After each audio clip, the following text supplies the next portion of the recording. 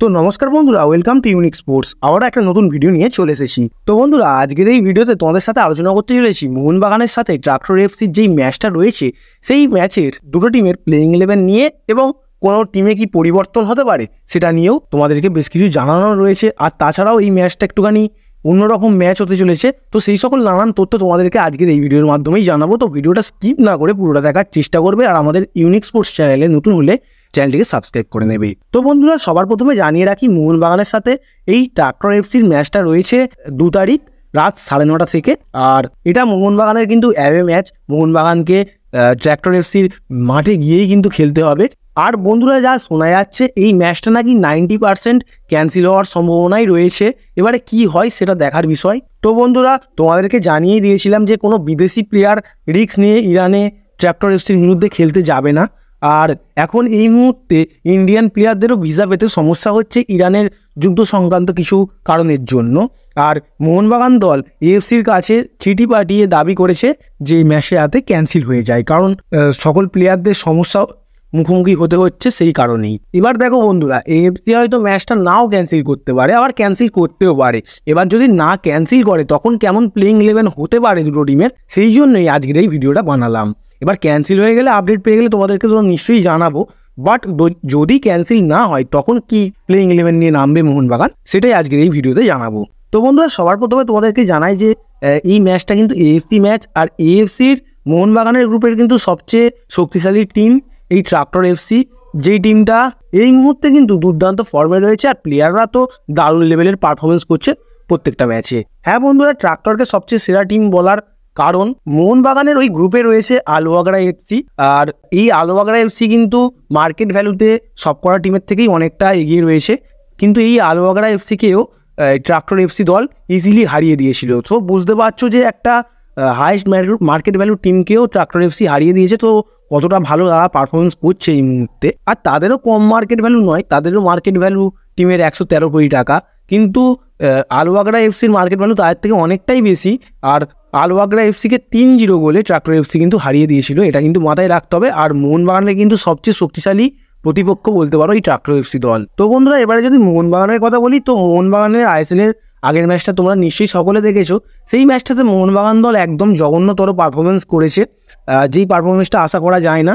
আর তাছাড়াও তাদের সকল প্লেয়াররাই এখন এই মুহূর্তে কিন্তু খুব একটা ভালো ফর্মে নেই, কয়েকটা প্লেয়ার ছেড়ে। তো তারা কেমন পারফরমেন্স করবে সেটা কিন্তু বোঝা যাচ্ছে না।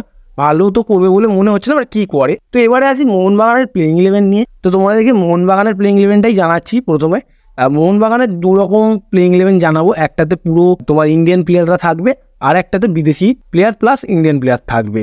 তো বন্ধুরা, বিদেশি প্লেয়ারদের যদি মোহনবাগানরা নিয়ে যেতে পারে খেলতে, তখন কিন্তু মোহনবাগানের যদি 3-5-2 ফরমেশনে যায়, তখন সেই ফরমেশনে গোলকিপারে তো বিশাল কাইত থাকবেন, 3টে ডিফেন্স খেলবেন, একজন অ্যালবার্টো রড্রিগেজ, টম অ্যালড্রেড এবং মাঝখানে নুনো রেইস। এই 3টে বিদেশি প্লেয়ার ডিফেন্সে থাকবেন এবং মাঝমাঠে থাকবেন 5 জন: দীপক তাংড়ি, আপুইয়া, গ্রেগ স্টুয়ার্ট, লিস্টন কোলাসো এবং আশিস রায়। লিস্টন কোলাসো আর আশিস রায় দুজনে উইং ব্যাকই খেলবেন। আর সবশেষ স্ট্রাইকার পজিশনে থাকবেন 2 জন: Jamie Maclaren, Dimitri Petratos.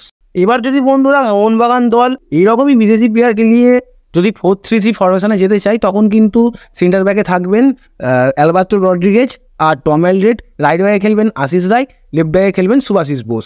CDM পজিশনে অর্থাৎ সেন্টার ডিফেন্ডিং মিডফিল্ডে থাকবেন নুনো রেইস, আর তার সাথে থাকবেন আপুইয়া। সেন্টার অ্যাটাকিং মিডফিল্ডে থাকবেন গ্রেগ স্টুয়ার্ট, রাইট উইং দিয়ে খেলবেন দিমিত্রি পেত্রাতস, আর লেফট উইং দিয়ে খেলবেন লিস্টন কোলাসো। সবশেষ স্ট্রাইকার পজিশনে খেলবেন জেমি ম্যাকলারেন। যদি বন্ধুরা বিদেশি প্লেয়াররা খেলতে পারে, সো তখন কিন্তু এইরকম প্লেইং 11 হবে। আর যা খবর পাওয়া যাচ্ছে বিদেশি প্লেয়াররা নাও খেলতে পারে, তখন কেমন প্লেইং 11 হবে সেটা তোমাদেরকে জানাই। আর এটা বলি যে যদি বিদেশি প্লেয়াররা না যায়, তখন কিন্তু ইন্ডিয়ান প্লেয়ারদের নিয়ে 4-3-3 ফরমেশনেই খেলতে হবেই। আর এই ফরমেশনে গোলকিপারে তো বিশাল কাইতি থাকছেন, 4টে ডিফেন্স অর্থাৎ 2টো সেন্টার ব্যাক খেলবেন দীপেন্দু বিশ্বাস আর সুভাশিস বোস।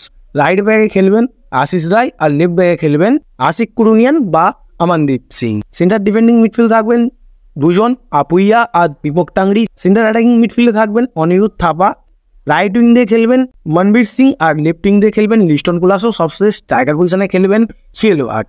তো এরকমই একটা ইন্ডিয়ান প্লেয়ারের টিম হতে পারে। তো বন্ধুরা ইন্ডিয়ান প্লেয়াররা খেললে এরকমই একটা প্লেইং 11 হতে পারে তাদেরকে নিয়ে। তো বন্ধুরা ইন্ডিয়ান প্লেয়ারদের নিয়ে ট্রাক্টরের বিরুদ্ধে খেলতে যাওয়াটা একটু চাপের বিষয়। আমাকে যদি জিজ্ঞাসা করো আমি বলবো ম্যাচটা ক্যান্সেল হয়ে গেলেই ভালো, কারণ ট্রাক্টর এফসি দলটা কিন্তু খুবই ভালো ফর্মে রয়েছে। আর মোহনবাগানের প্লেয়াররা এই মুহূর্তে কিন্তু অতটাও ভালো ফর্মে নেই। তারা আগে ভালো পারফরমেন্স করেছে অনেক, কিন্তু এই মুহূর্তে তাদের খেলা আমি অতটা বুঝতে পারছি না। তো মোহনবাগানের প্লেয়াররা এই মুহূর্তে অতটা ভালো ফর্মে নেই, গেলে ট্র্যাক্টরের বিরুদ্ধে খেলাটা একটু চাপের হয়ে যাবে। আর বন্ধুরা যদি বিদেশি প্লেয়াররাও যায় তখনও কিন্তু চাপের হয়ে যাবে। ট্র্যাক্টর এফসি সত্যিকারে বলতে গেলে দুর্দান্ত লেভেলের পারফরমেন্স করছে, যে কোনো টিম নিয়ে গেলেই চাপে পড়তে হবেই।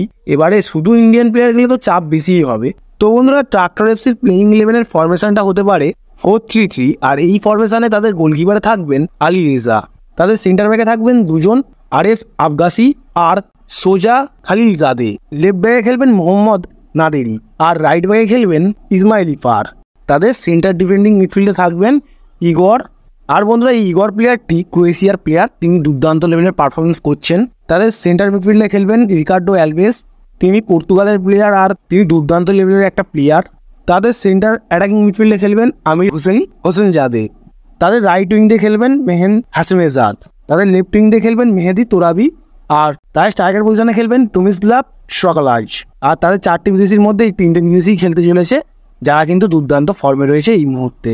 তো বন্ধুরা এইরকমই একটা প্লেইং 11 হতে পারে দুটো টিমের। আর মোহনবাগানের উপরে খেলা হলে কিন্তু অনেকটাই চাপ থাকবে। এবার কেমন হ্যান্ডেল করে চাপটা, কেমন পারফরমেন্স করে, সেটা কিন্তু একটা দেখার বিষয় হবে। আর সবচেয়ে বড় কথা হচ্ছে দেখার বিষয় হচ্ছে এএফসির কি রায় আসে, খেলাটা আদৌ হবে কি হবে না। কোনো বড় আপডেট বেরিয়ে এলে তোমাদেরকে নিশ্চয়ই জানিয়ে দেবো। আর আজকের ভিডিওটা এতটুকুই।